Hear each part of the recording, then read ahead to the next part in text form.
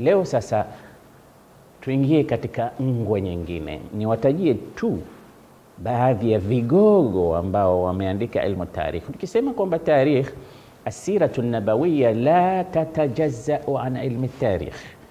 Ukisema historia au tarikhul islami, historia ya Kiislamu, ndo hiyo hiyo tuna approach kwenda kuizungumzia sira ya mtukufu wa daraja, historia ya Bwana Mtume Muhammad sallallahu alayhi wasallam.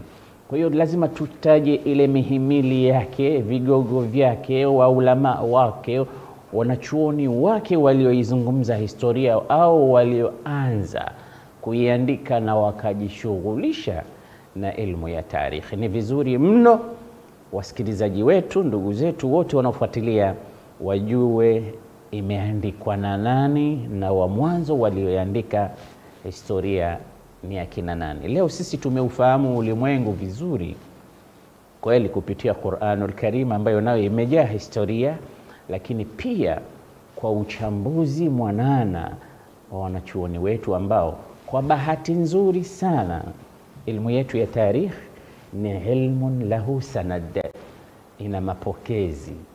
Nimepokea kutoka kwa fulani, kwa fulani, kwa fulani, kwa fulani, kwa fulani, kama vile zinapopokewa ahadithu nabawiyya. Elimu yetu ya tarikh haikuandikwa na juhal. Watu wengi wanafikiria kwamba muarrikhuna si ulama. Utakuja kugundua katika mazungumzo yangu ya leo ambayo tutayazungumza kwamba walioiandika tarikh ni ulama, bali ni huffadh, ni fuqaha, ni watu waliobobea, watu waliopasa kupewa ile title ya kwamba yeye ni nani? Jami'un lilulum, amezikusanya ilmu nyingi sana. Kwa hiyo tarikh haikuandikwa na watu wajinga, tarikh haikuandikwa na watu wasiokuwa na hadhi. Tarikh katabahu unasun lahum makanatuhum, watu ambao wana pahala pao, wana hadhi zao, wana heshima zao, wanatambulikana katika ulimwengu wa Kiislamu.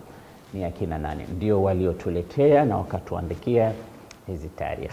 Fayudhkaru al-Imam al-Shahid Sayyid Dr. Muhammad Said Ramadan al-Buti katika kitabu chake cha Fiqh as-Sira.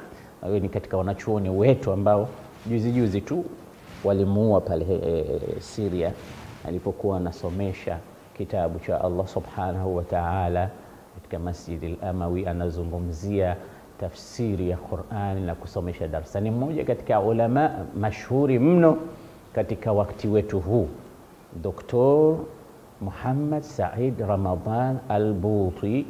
Ana kitabu katika sira ya Bwana Mtume sallallahu alayhi wasallam, amekiita Fiqh as-Sira. Kitabu kama hiki pia ameandika mwanachuoni mwingine wa Azhar ambaye pia huyu Muhammad Said Ramadan al-Buti ni Azhari. Tunafahamu kwamba Azharu Sharif ni qiblatul muslimina fil ilmi wa maladhu ahli sunnati wal jamaa. Azhar ndo qibla cha Waislamu katika elimu, kama ilivyokuwa Makka ni qibla cha Waislamu katika swala, basi Azhar ndo qibla chao katika elimu na ni mahala pa kukimbilia pa watu wanaoitwa ahlus sunnati wal jamaa katika masaili ya fiqhi na ulumi mbalimbali. Ni wao walioeneza elimu katika dunia nzima, wakiazimwa walimu wao kwenda kuasisi vyuo mbalimbali, wakienda kusomesha dunia nzima hii, wameieneza elimu yao. Aliandika pia mmoja katika Azahira aliyokuwa akiitwa Dr. Muhammad al-Ghazali, pia na kitabu kama hiki. Yeye ndo alianza kuandika fiqh as-sira, fiqh inayopatikana katika sira ya Bwana Mtume Muhammad. Hivi vitabu ninavitaja, waende wanaotamani au wanaopenda mada ya sira wakachunguze na kupekua vitabu hivi, wapate faida ambazo huwezi ukazipata katika vitabu vingine. Hawa ni wajuzi ambao tumewaishi, tumewaona, tumewashuhudia na vitabu vyao tunavisoma.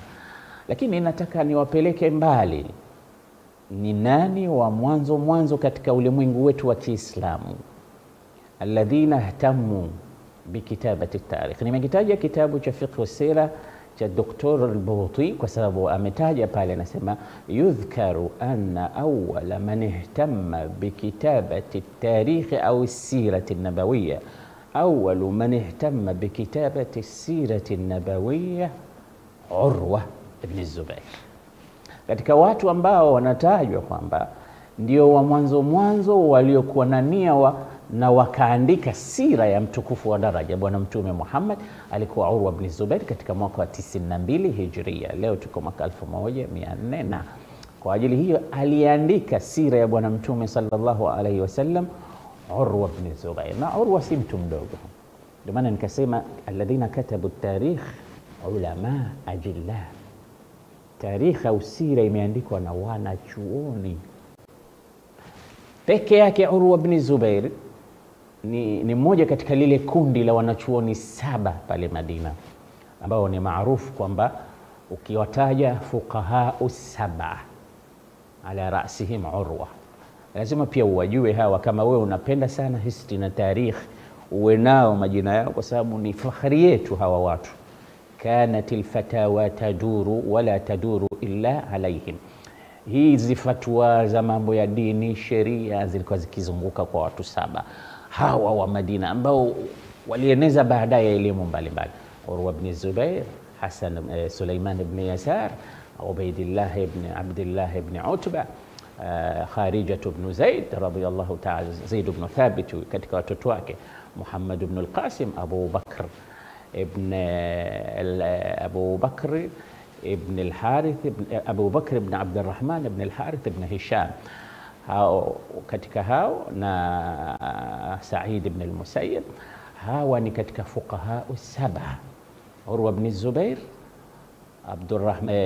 Abu Bakr ibn Abdurrahman ibn al-Harith ibn Hisham, Sa'id ibn al-Musayyib, Sulaiman ibn Yasar au Sa'id ibn al-Musayyib, kwa kasri zote zinatumika, lakini mwenyewe akitumia sana Sa'id ibn al-Musayyib.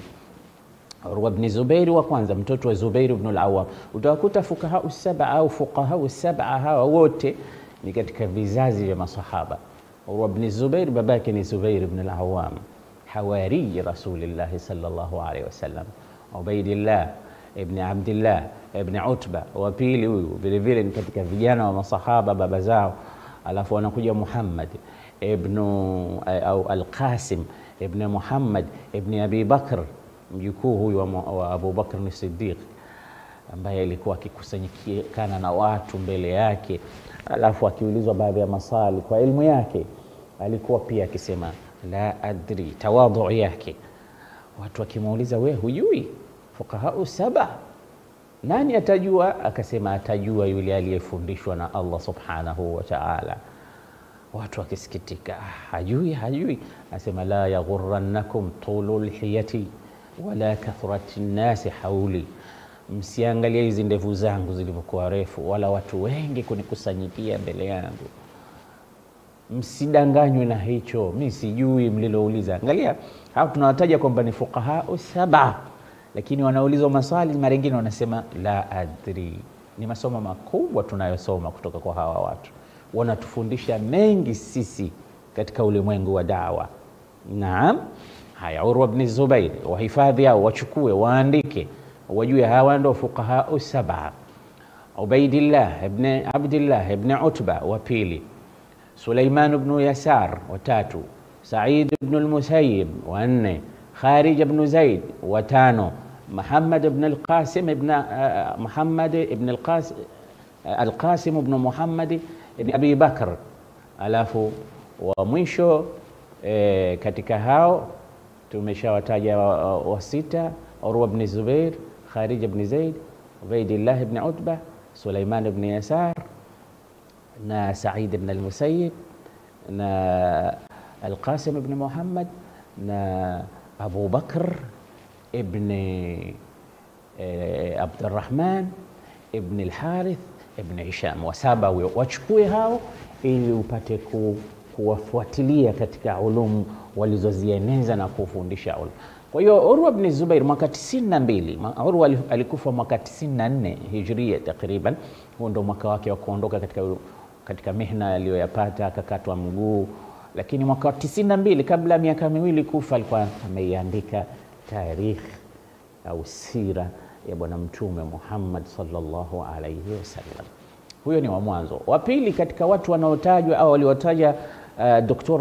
Muhammad Said Ramadhani al-Bouti alladhina katabu at-tarikh wa katabu as-sira. Wa pili alikuwa Aban ibn Uthman ibn Affan mwaka wa 105.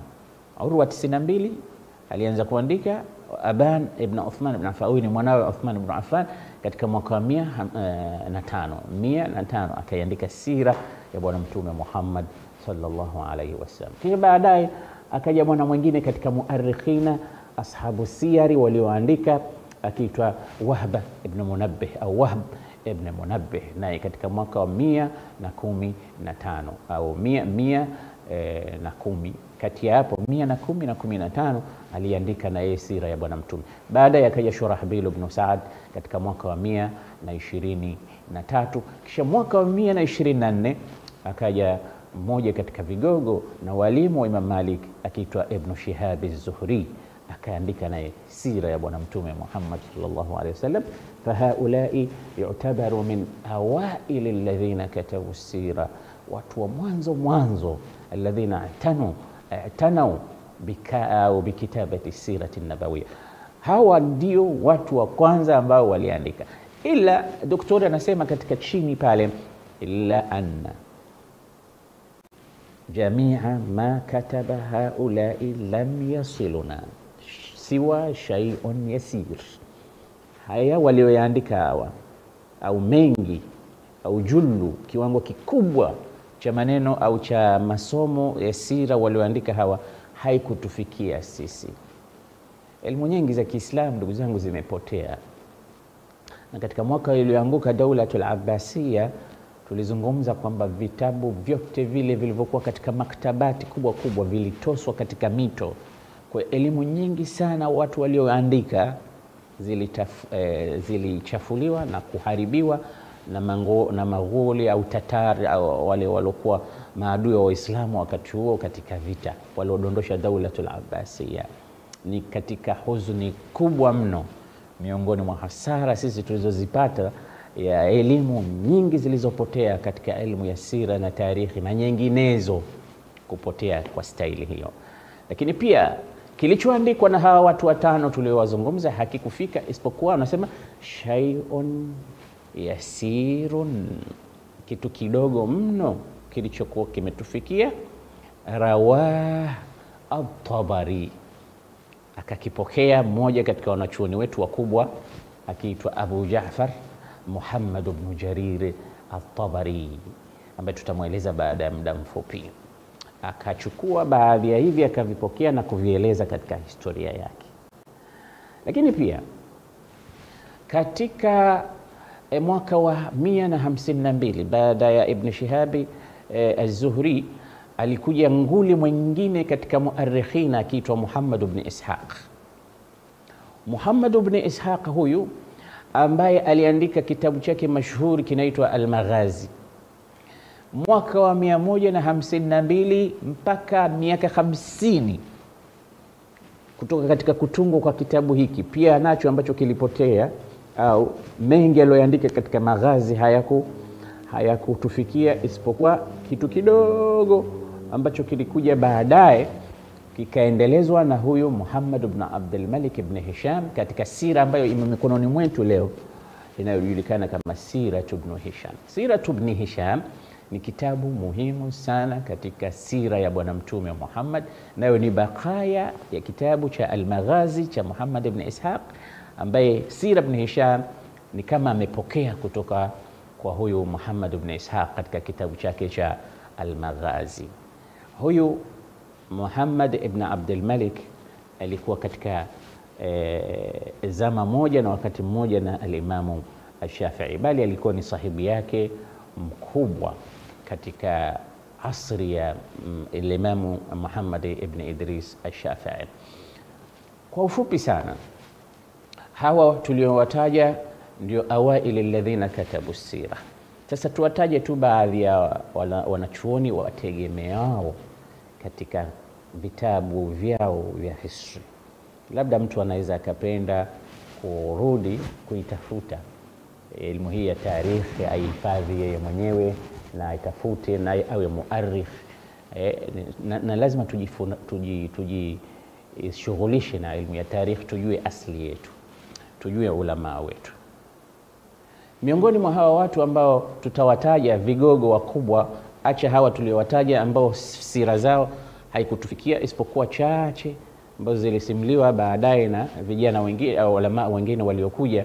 Leo tutawatajia kati ya hawa ambao leo tuna vitabu vyao tunavisoma na vimekamilika kama ulama 7 mpaka 10 tukipata fursa ya kuwaeleza, kabla hatujaingia katika sira ya Bwana Mtume Muhammad.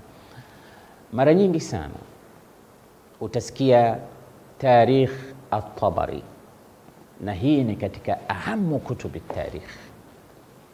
Pia ina jina lingine ikiitwa Tarikhul Umami wal Muluki, kwa kifupi yani historia ya umma na wafalme. Ndani yake kataja historia ya mitume na anbiya mursalina na watu wengineo na wafalme mbalimbali. Imam Tabari ni miujiza. Imam Tabari ni neema miongoni mwa neema ambazo Mwenyezi Mungu Subhanahu wa Ta'ala ametujalia katika umma huu. Huyu tunaweza tukasema ni gogo kwa lugha yetu ya leo, nguli katika ulama wa tarikh. Tuitaje kidogo tarjama yake, ambayo wenyewe watu wa tarikhi hizi wanaita tarjama. Ukija ukisikia neno tarjama lina maana 3. Tarjama inawezekana neno la mwanzo lenye maana ambayo walachuoni wa history wamelitumia ni ile CV ya kumweleza mtu, nani yake, sira yake, alivyozaliwa, maisha yake, wanaita tarjama. Tarjama. Lakini pia tarjama inawezekana kabisa, na ndivyo inavyotumiwa mara nyingi katika neno translation za, kama mtu anazungumza Kiingereza wewe ukawa unatafsiri kwa tafsiria wengine kwa Kiarabu au Kiswahili, ile pia Waarabu wanaita tarjama. Lakini pia tarjama ni ile tabwib, ni nidhamu ya kuweka milango fulani katika milango ya fiqh au hadithi, pia ulama wanaita tarjama. Kwa hiyo ashabu tarajim au kutubu tarajim, ukisikia hivyo yani ni vitabu vilivyoelezea historia za watu mbalimbali. Na wanachuoni aina hii wako wengi katika ulimwengu wa Kiislamu, lakini sisi tutatosheka kuwataja baadhi yao. Mkubwa kabisa katika hawa tunaoanza nao, tukiacha wale watano, alipoingia Iraq akawa yataabadu Allah ala madhhab al-Imam al-Shafi'i. Kwa hiyo alikuwa Shafi'i, lakini maa mururi zaman tatawuri akapanda kama mpaka akawa na yeye ana madhhab yake, na imesomwa katika sira kwamba wafuasi wake kuitwa jaririyina au shafi'iyina kama tunavyosema jariri, ukifuata madhhabi yake. Kwa hiyo alikuwa na madhhabi yake, lakini vitabu vingi vya tarikhi vilivyomtarjama vinamuita yeye ni Shafi'i. Wale ambao hawakukubali kwamba huyu alikuwa ni imamun mujtahid, hii ni indication tu kwamba hakuwa mtu mdogo. Elimu zote amezizunguka, bali amepitiliza akawa mpaka katika aimmal mujtahidina, na elimu ambayo alikuwa haijui, alipoulizwa alisema leo nipeni muda, lakini kesho nitakuja kuwajibu swala lenu. Ilikuwa ni elimu ya arudh. Arudh ni elimu ya buhuri shairi, zile mambo ya mashairi na nini. Alipofika Masri, manake kila mmoja alikuwa akimpa test katika elimu. Watu wa lugha walikuwa wakimpa test katika lugha, watu wa fiqh wakimpa test katika fiqh, watu wa tarikh. Sasa alikuja mwana mmoja akamuuliza kuhusu masomo ya arudh. Yeye hakuwa ni mweledi katika somo hili. Akaenda usiku akaazima kitabu cha arudh cha bwana mkubwa akiitwa Ahmad ibn Khalil al-Farahidi, akakisoma usiku mmoja. Siku ya pili akaenda akajibu masomo ya arudh. Mwenyewe anaeleza, anasema usiku mmoja au kwa siku moja tu nililala nikiwa sijui arudh, lakini niliamka nikiwa arudhiyun. mwanachuoni aliyebobea katika elimu ya Arabu. Kwa hiyo utakuta ni kiasi gani alikuwa hada katika dhakira, alikuwa mwanachuoni mkubwa, alikuwa ni mtu ambaye anaandikwa historia yake bimidadi dhahab.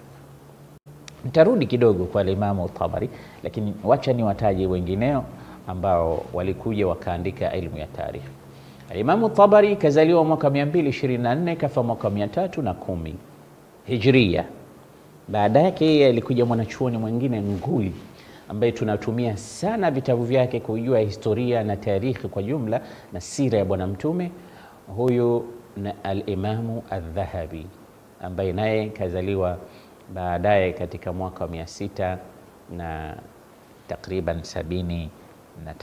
Imamu al-Dhahabi huyu ni katika vigogo. Imamu Tabari kitabu chake kikubwa ni hicho tulichowatajia, Tarikhul Islam, Tarikhul Umam au Tarikhu Tabari, na ana kitabu cha fiqh vile vile cha tafsiri kinachoitwa Tafsiru al-Tabari, bayan al-Quran, ayat al-Quran. Na baada ya Tabari kaja al-Imam al-Dhahabi. Imam al-Dhahabi ana kitabu muhimu sana kikiitwa Tarikhul Islam, na vile vile kingine kiitwa Siyar A'lam an-Nubala. Hivi vyote ni vitabu vya tarajim au sira au tarikh. Kisha baada yeye amekuja al-Imam Ibn Kathir. Ibn Kathir kazaliwa mwaka 700 kamil, kafariki mwaka 774.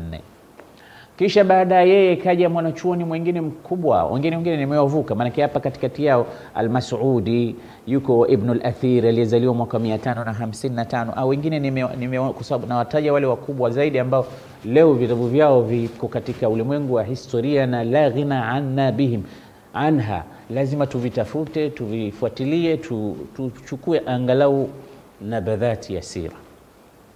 Ibn Jarir, Ibn Kathir, al-Dhahabi, hawa watatu hawa ni katika vigogo wa ilmu tarikh. Dhahabi katika Siyar A'lam an-Nubala, Ibn Kathir katika al-Bidaya wa an-Nihaya. Kisha baadaye anakuja Muhammad au Abdurrahman ibn Khalid. Abdurrahman ibn Khalid huyu ni maarufu kwa jina la Ibn Khaldun, ambaye naye ana kitabu kikiitwa Muqaddimah Ibn Khaldun. Wenyewe wanachuoni wa leo wa history wanasema ni a'dhamu mu'arrikhin shahidathu al-bashariyah, katika wanachuoni wakubwa walioshuhudiwa katika hii dunia, Ibn Khalduni huyo.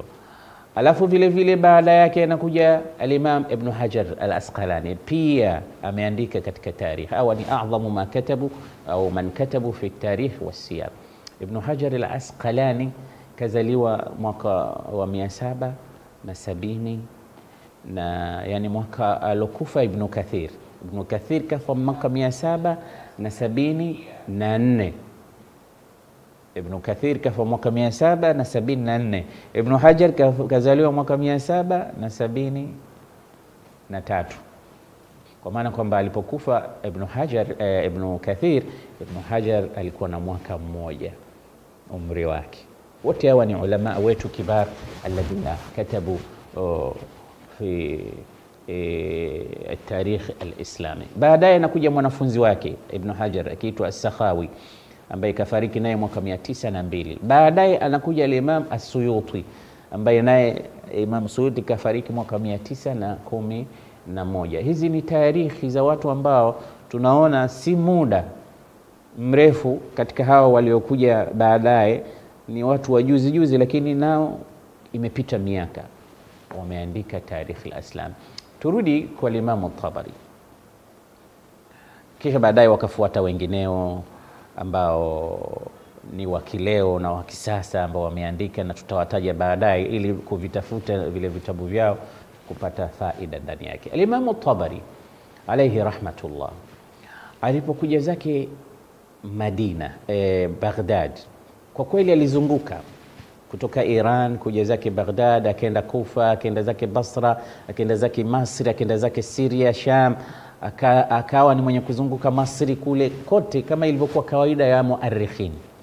Tunaambiwa al-Mas'udi yeye katika zile rehilati zake amewashinda wengi katika muarrikhin, kafika mpaka East Africa kuangalia, na alikuwa akienda akiishi na watu kama mfano atakuta jamii kama ya Wamasai anakwenda kuishi nao, jamii ya wale Eskimo au jamii ya watu wa porini anakaa nao, anaangalia takalida, anaandika na kaandika katika falaki, kaandika katika tarikh, kaandika katika geography, kaandika hao wote ni wanachuoni wa Kiislamu ambao leo tunakuwa tunaona vitabu vyao vimejaa cream ya mambo makubwa ambayo tukiyasoma tunashangaa. Tabari alipata mitihani mikubwa sana, na hapa ndipo unapojua ukisoma history yale ambayo tumeyazungumza juzi unayaona. Alipoingia nchi ya Baghdad ya Iraq, Tabari alikuwa ni Shafi'i madhhabi yake, akapata mahasimu au akapata upinzani mkubwa, kwa sababu wengi walikuwa ni wanafunzi wa Imam Ahmad ibn Hanbal na walikuwa ni Hanabila katika madhhabi yao. Kwa ile ihtikak ya ghulatu al-Hanabila ilimpata Imam Tabari. Ile taasubu ya madhhabi kama tunayoiona leo, kumbe pia nyakati hizo ilikuwepo. Aliwahi kuandika baadhi ya vitabu vikielezea ikhtilafu ya fuqaha Imam Tabari, lakini hakumweka Imam Ahmad katika mafuqaha, kawataja wengineo kina Imam Ahmad, Imam Shafi, Imam Malik, Imam Abu Hanifa. Lakini akaulizwa mbona hujamweka Imam Ahmad katika hao?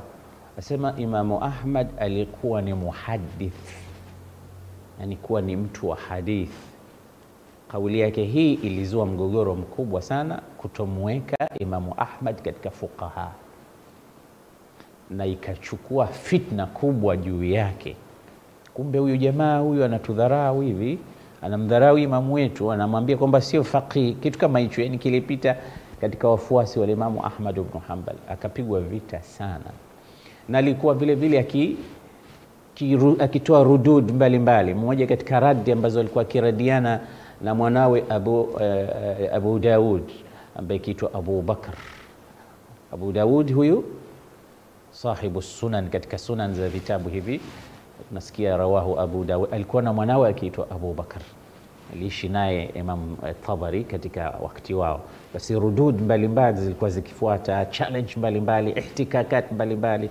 Inasemekana aliwahi kusema maneno mazito huyu Abu Bakr mbele ya Imam Tabari, na Tabari akajisikia vibaya sana, akaenda nyumbani kwake akaanza kutunga kumradi. Unaona hata radi za ulama wakati huo zilikuwa radi katika vitabu. Anaondoka mtu anakwenda zake, kasikia jambo fulani, ana radi katika kitabu. Kwa sababu unaporadi katika vyombo vya habari wanasikia awam ya watu, au unapotoa khutba kama hizi wanasikia watu wote, lakini radi zinasomwa na wanachuoni.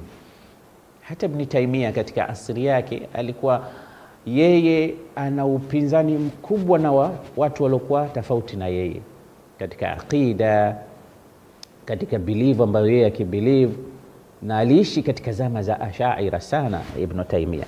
Kwa hiyo kulikuwa kuna ikhtilaf kati yake na wao, lakini alikuwa akitoa rudud na yeye akiradiwa katika vitabu. Watu wanaradiana katika vitabu, hata zile aqaidi watu wanazobilieve akiandika katika vitabu. Sifati llahi namna gani katika vitabu, sio durusa awamu watu wamekaa hapo darasani anahudhuria kila mmoja, ukaona mtu anatoa maneno mbalimbali, matusi mbalimbali, kejeli mbalimbali, wanazichukua watu jumla wanazieneza. Maalasaf shadid, mashekhe wetu wa leo wengi wao wanaendeshwa na wale wafuasi wao. Yani wale wafuasi wao, wale wasikilizaji wamekuwa wao ndo kama mashekhe. Yule shekhe amekuwa kama mwanafunzi, akiambiwa leo wachape anawachapa. Leo umewagonga, siku ya pili anaendeleza. Yani yeye anaendeshwa na zile hamasa za wale, utafikiri mashabiki wa mpira. Alim unatakiwa wewe ndio una control wale, sio wale unakukontrol wewe. Unakwenda kwa jaziba zao, wanakuendesha wao. Hawa ni awami ya watu. Kwa hiyo kama una radi kielimu katika vitabu, ziwafikie wale ambao wanahusika, zisiwafikie watu wasiohusika, ikawa ni kusababisha fitna katika ulimwengu. Ndivyo alivyokuwa akifanya Imam Tabari. Kwa hiyo Tabari akaandika kitabu kumradi Abu Bakr mwana wa Abu Daud sahibu sunan. Baada kile kitabu kimeshakamilika, akasikia mwanawe Abu Daud kafariki, Abu Bakr. Alipokuwa amefariki, akachukua kitabu akakichana, hakukitoa tena. Alikuwa anaradiwa kishakufa. Kwa hiyo hakusema anataka kiache wakisome wafuasi wake, na baadaye akaenda kazungumza maneno mazuri. Kwa hiyo ni mtu ambaye alikuwa ni muelewa na alim, anakuwa na akhlaq raqi. Upinzani alikuwa na upata, haukumfanya yeye akapituka mipaka. Na kwa kweli alikuwa ni mwanachuoni waliomueleza wanachuoni. Ibn Khuzaimah anasema ma raaitu tahta adimi as-samaa wa adimi al-ardi man huwa a'lamu min at-Tabari. Sijawahi kuona hapa katika hii dunia wakati wa zama hizi mwanachuoni mkubwa kuliko Imam at-Tabari. Baba yake aliota ndoto kumwotea huyu mwanawe, anasema amemwona mwanawe amebeba kama kikapu cha mawe, alafu anayarusha mbele ya miguu ya bwana Mtume Muhammad sallallahu alaihi wasallam. Yale mawe ni ndoto. Anaenda kwa muabiri wa ru'a, kauliza hii ndoto maana yake nini? Akamwambia huyu mwanao akikuwa atakuwa mlinganizi mkubwa wa kutetea sunna za bwana Mtume na kumtetea Mtume na kuandika katika mambo ya Uislamu. Ndoto ya mwanzo hiyo inaonekana yeye mwenyewe mdogo, baba yake anamuotea ndoto. Imam Tabari inatafsiriwa na wajuzi wa ndoto kwamba ataitetea dini na atamnusuru Mtume na ataandika kuhusu Uislamu. Na kweli mwenyewe Tabari anasema nimekuwa imamu nikiswalisha watu na umri wa miaka 8. Mtoto wa miaka 8 anaswalisha.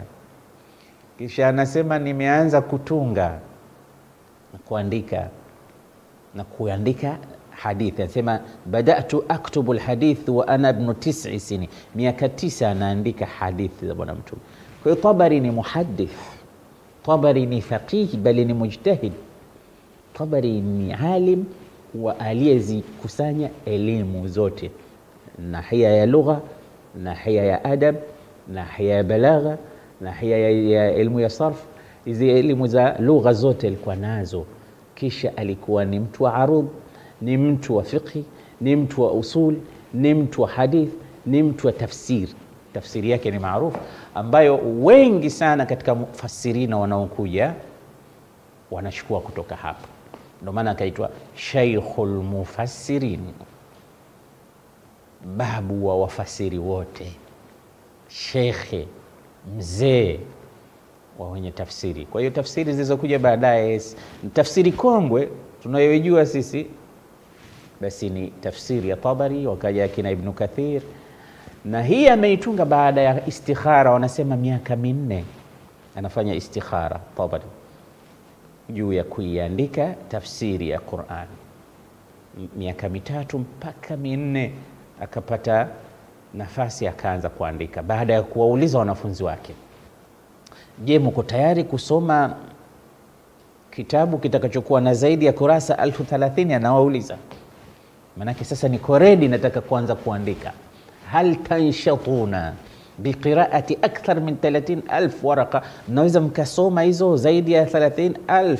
Wale wakasema tutakufa hatujazimaliza 30,000. Basi akasema nitakuandikieni kama 3,000 hivi.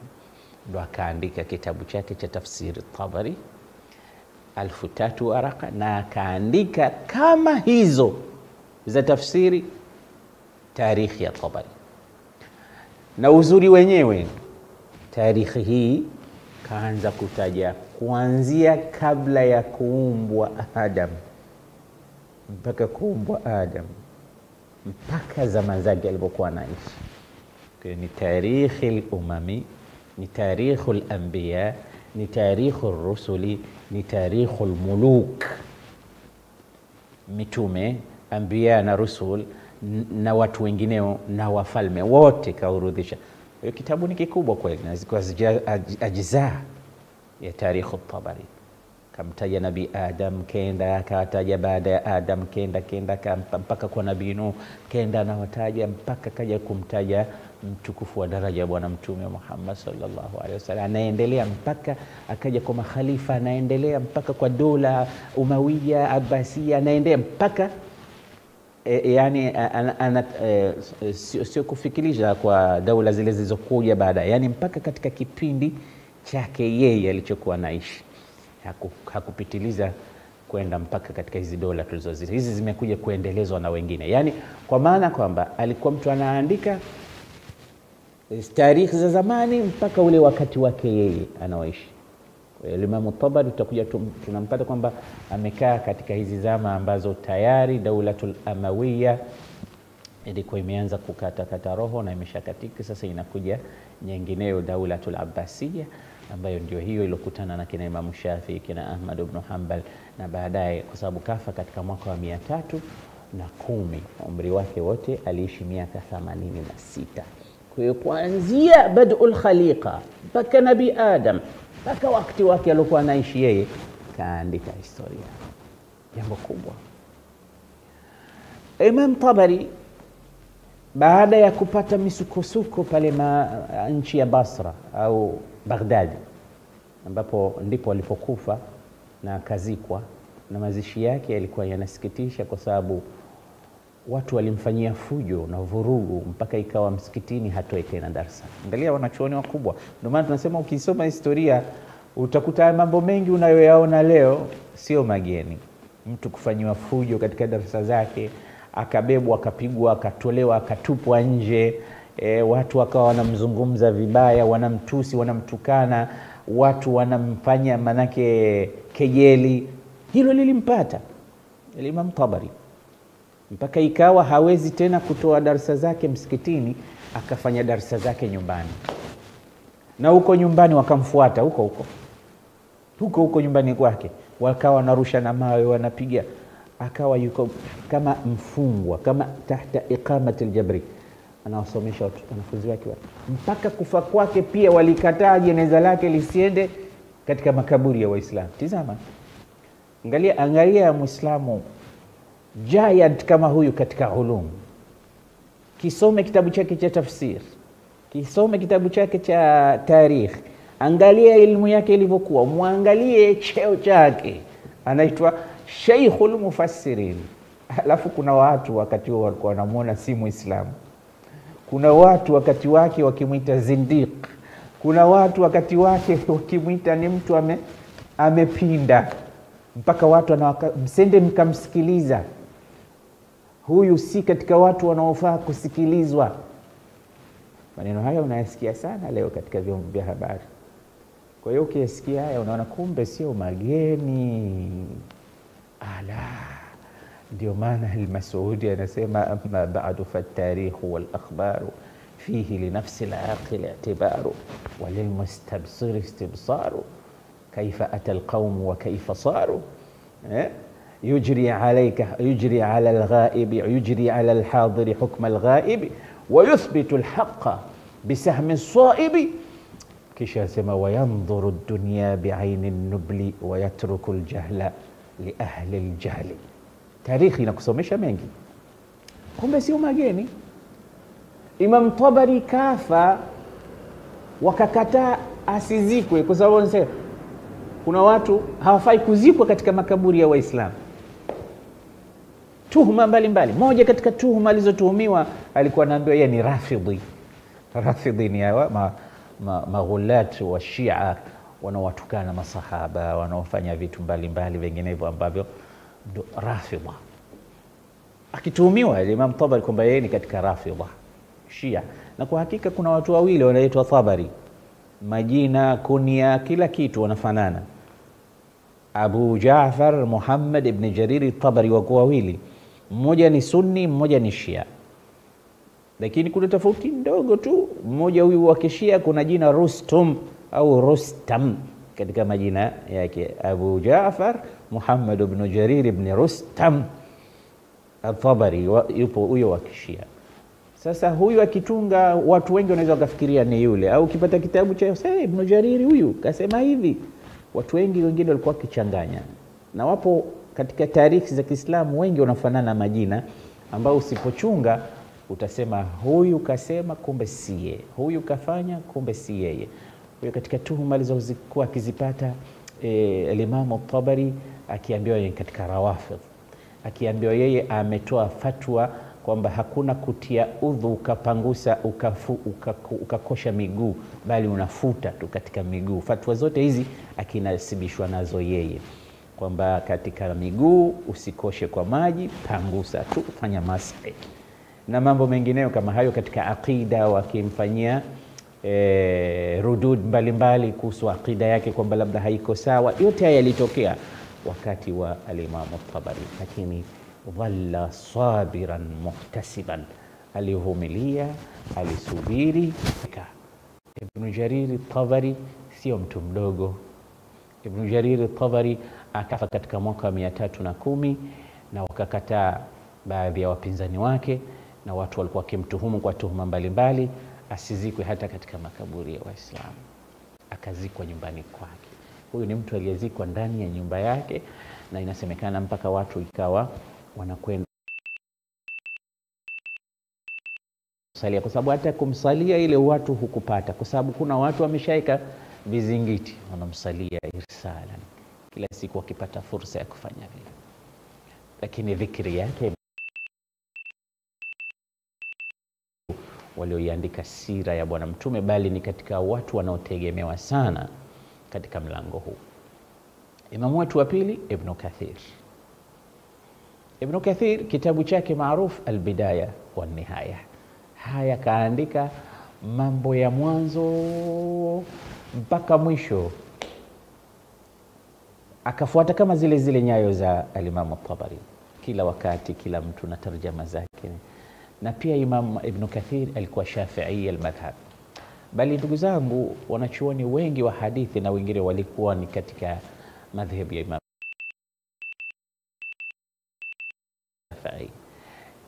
Abu Daud Sajistani alikuwa Shafi'i, al-Imam Tirmidhi alikuwa Shafi'i, al-Imam alikuwa Shafi'i, al-Bayhaqi alikuwa Shafi'i, al-Nawawi baadaye Shafi'i, Ibn Hajar Shafi'i, al-Imam al-Haramain al-Juwayni Shafi'i.